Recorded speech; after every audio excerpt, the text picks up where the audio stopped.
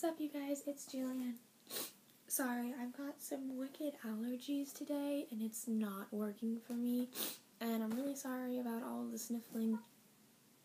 But it's just, yeah.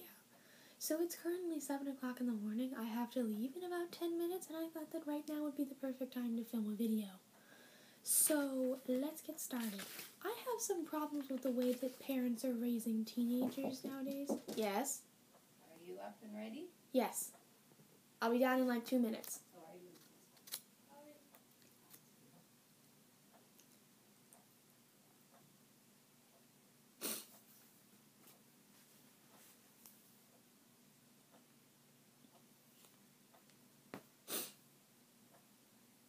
So I have some issues with the way that teenagers are being raised by today's parents.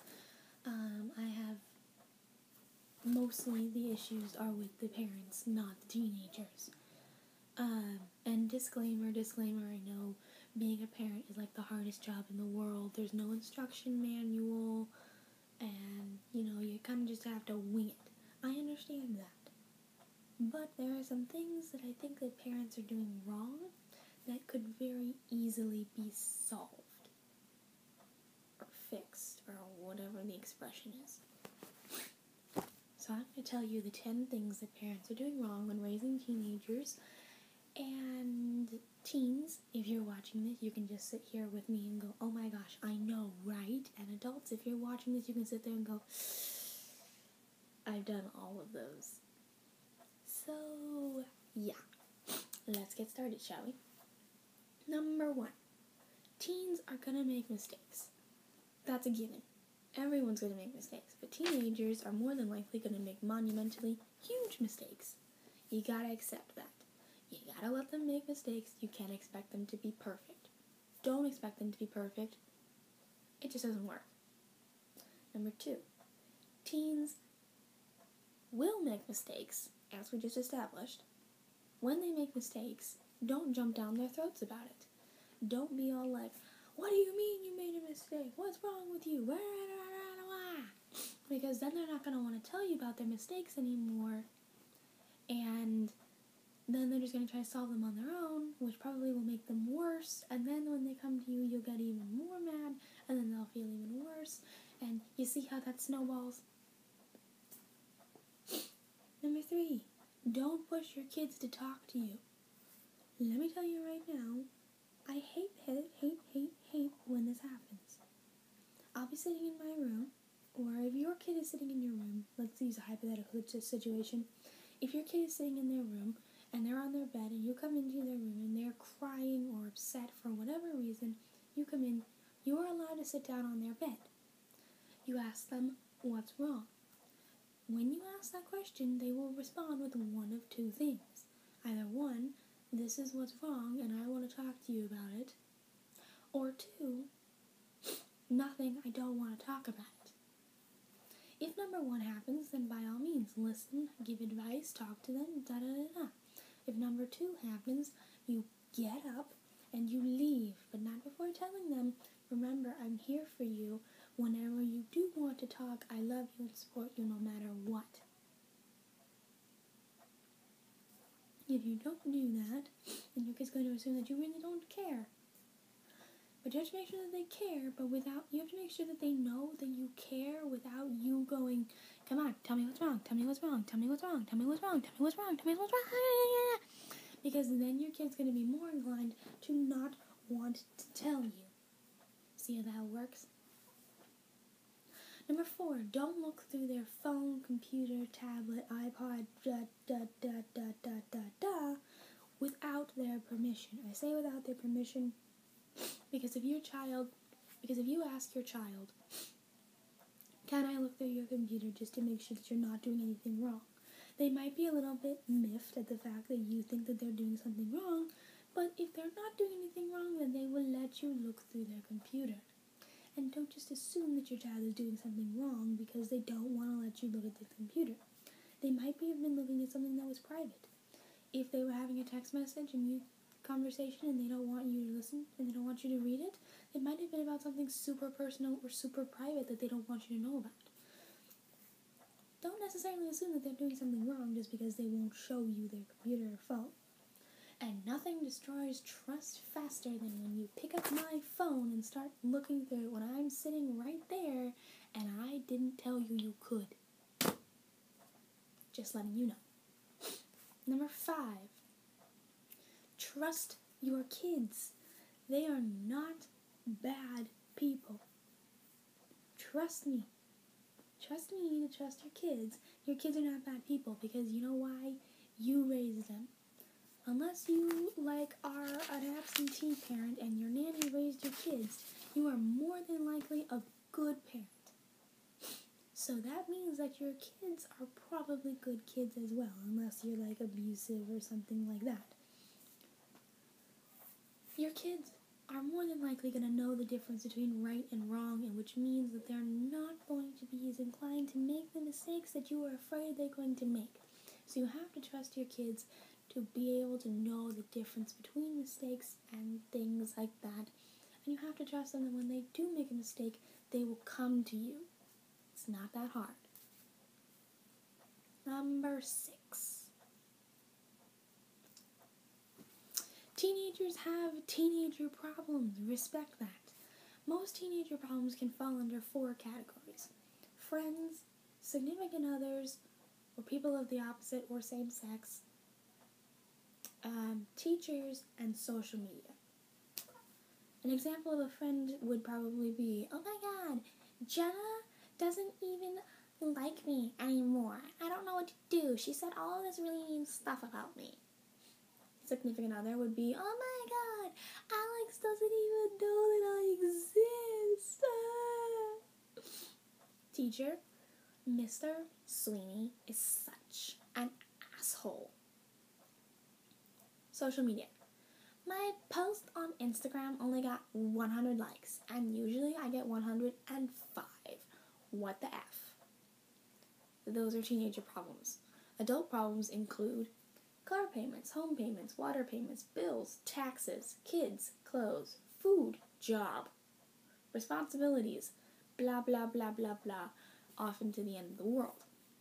Money, that kind of stuff. Teenager problems on a scale of 1 to 10, 1 being the least problem you could ever have, and 10 being the worst problem you could ever have, teenager problems are like a -5. On that scale, adult problems are like a 25. You have to understand that your kid has problems that they think are important. If you tell your kids, I can't listen to your problem right now because I'm busy doing a million other things in the adult world, your teenager is hearing, your problems don't matter to me, I don't care, go away. And then they won't tell you things anymore. All these things kind of snowball into each other. If you don't listen to your kids when they tell you their problems, or if you jump down their throat when they make a mistake, they won't want to tell you things anymore, which will make you not trust them more, which will make you look through their phone, which will make them not trust you, which will then make them not talk to you even more, which will then involve you going, come on, tell me what's wrong, tell me what's wrong, tell me what's wrong. And then the cycle begins again. See how that works?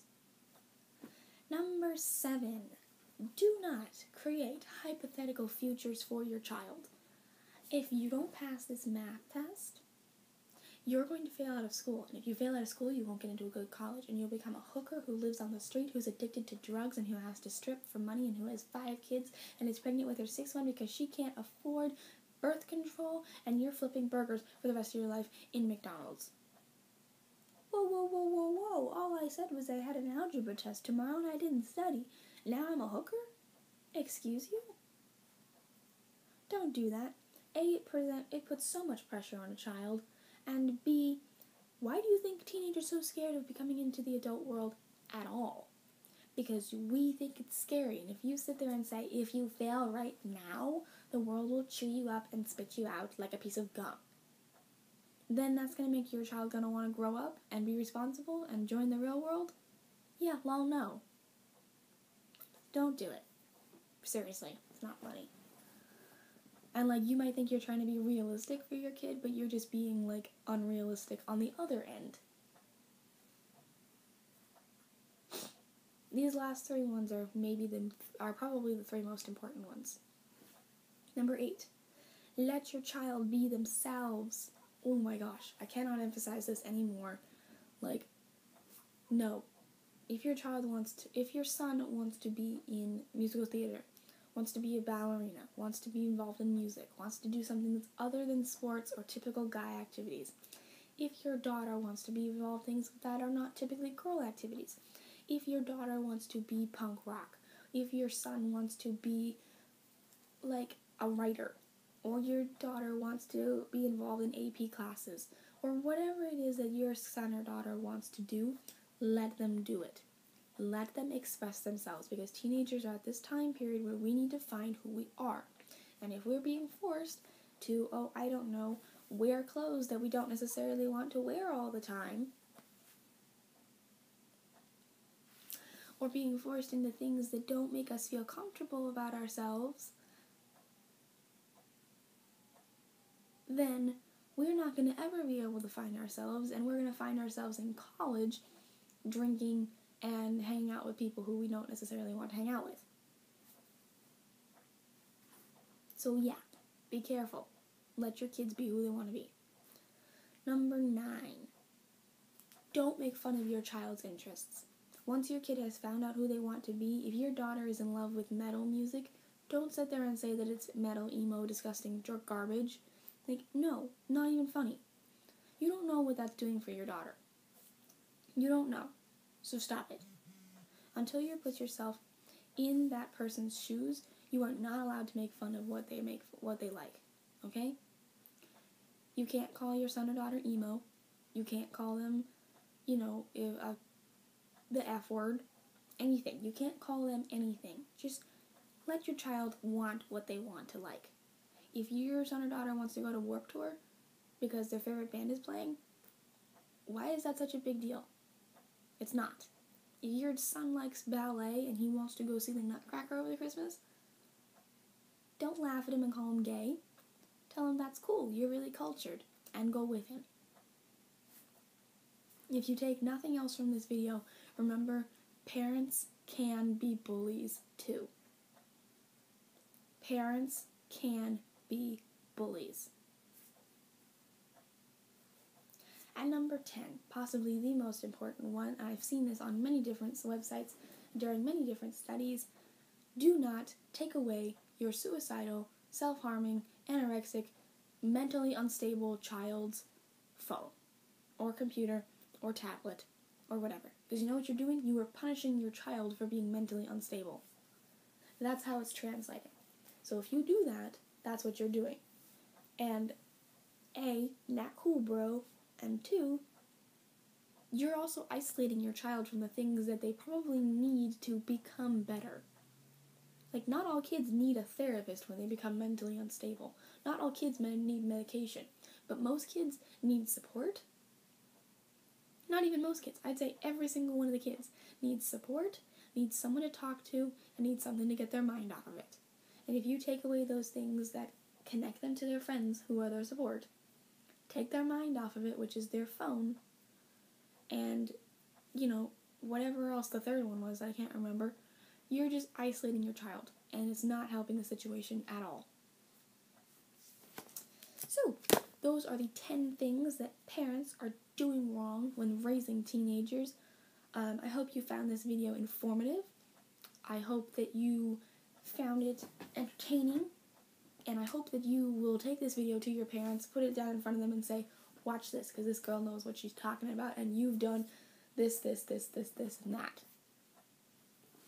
Our quote of the day is by Andy Biersack from Blackfield Brides, and it is, stand up for what you believe in, even if it means standing up alone. I love that quote. I think it's really, really awesome, and I think that emulates my life very, very well. So guys, if you like this video, make sure to give it a big thumbs up. I will be posting a vlog video either later tonight or tomorrow, depending on how much time I have after I get home from work. So I'm very excited for that. And Kayla will hopefully be posting a video sometime this week as well. So I apologize for this video being late. Again, I'm sorry. School and homework and stuff like that are kind of a pain in the ass. And I will see you guys on YouNow. Bye!